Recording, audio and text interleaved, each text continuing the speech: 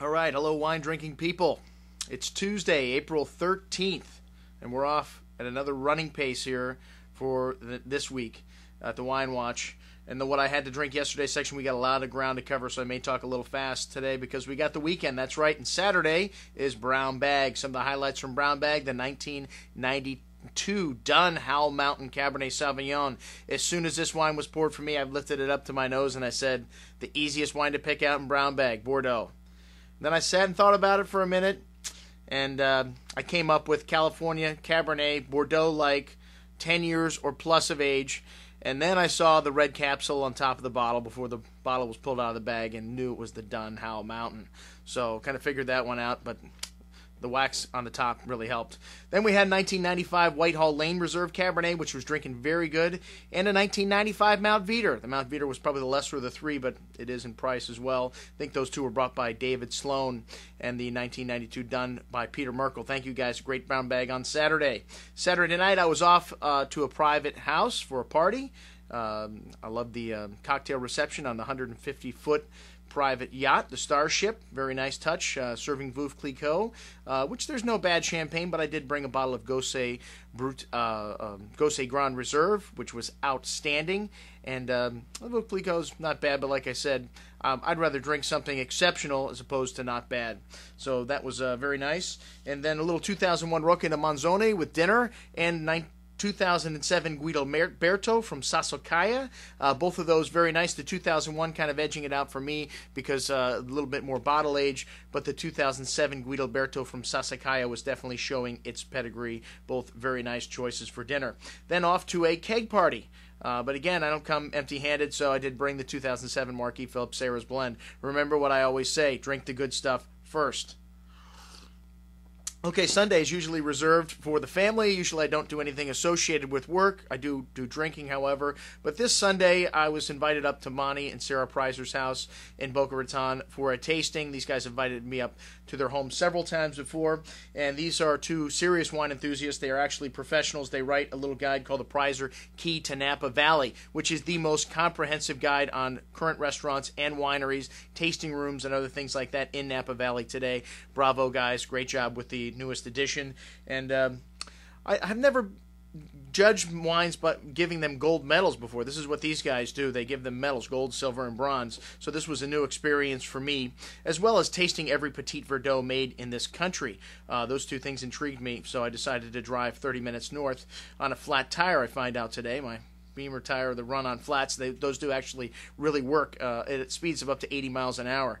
So 28 wines later, 28 Petit Verdots later, I had awarded one gold medal at least in each flight. There was 4 flights. In one flight, I had awarded 2 gold medals, several silver, several bronzes, and several wines that did not receive a medal. Only one of my wines actually moved on to the final round. So I don't know if this form of judging actually really works for me. I like to write a little bit description and give you, an exciting term like excellent or most excellent or very good based on the level of excitement the wine gives me at that moment. Just to award a wine medals just doesn't seem very prudent to me.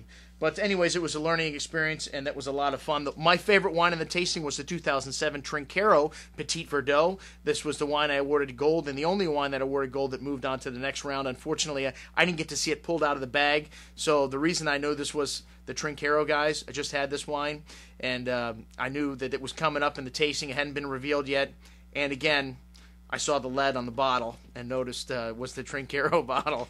So you have to take advantage of every advantage that you have in a blind tasting. The only supplier that was in the store yesterday, that was my day on Sunday, was Pat Carmody.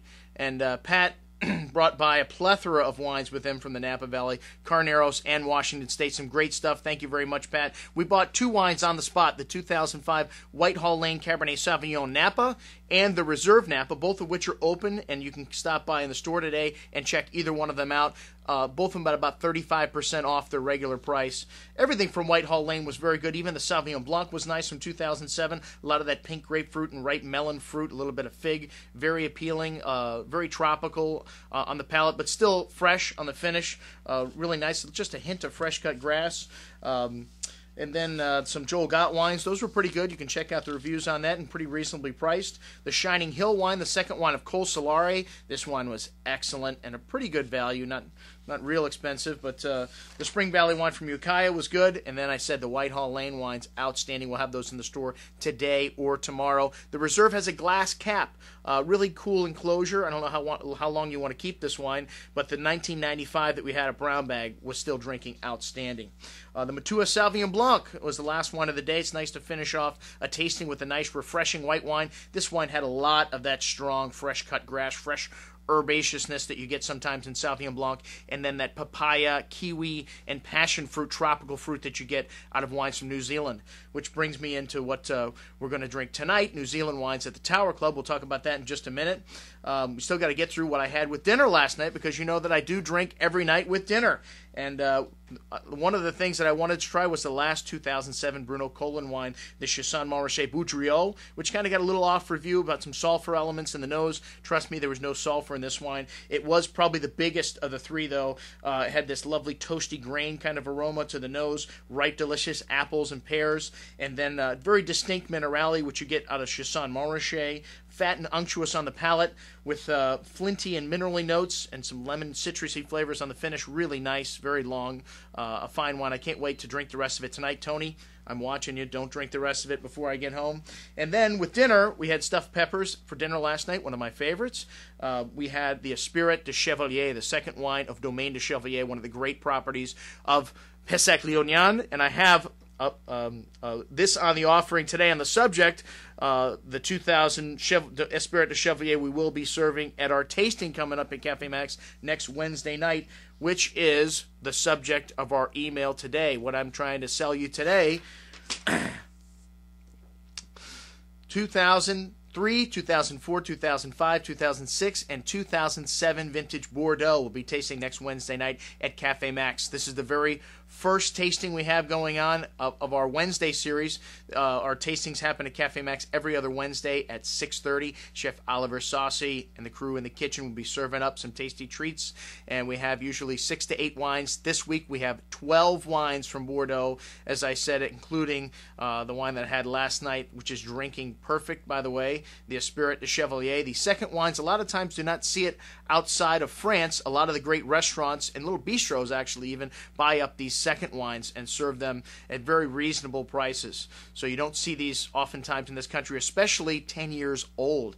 As I said, the 2000 vintage, outstanding vintage. This wine drinking at or near its peak right now. Check out the rest of the Bordeaux we're going to be serving you next Wednesday night. We've got a few other things coming up this week. Check out the Bourgogne tasting. We still got seats left for that. I'm your host, Andrew Lampasone, signing off for today, saying remember, always drink the good stuff first.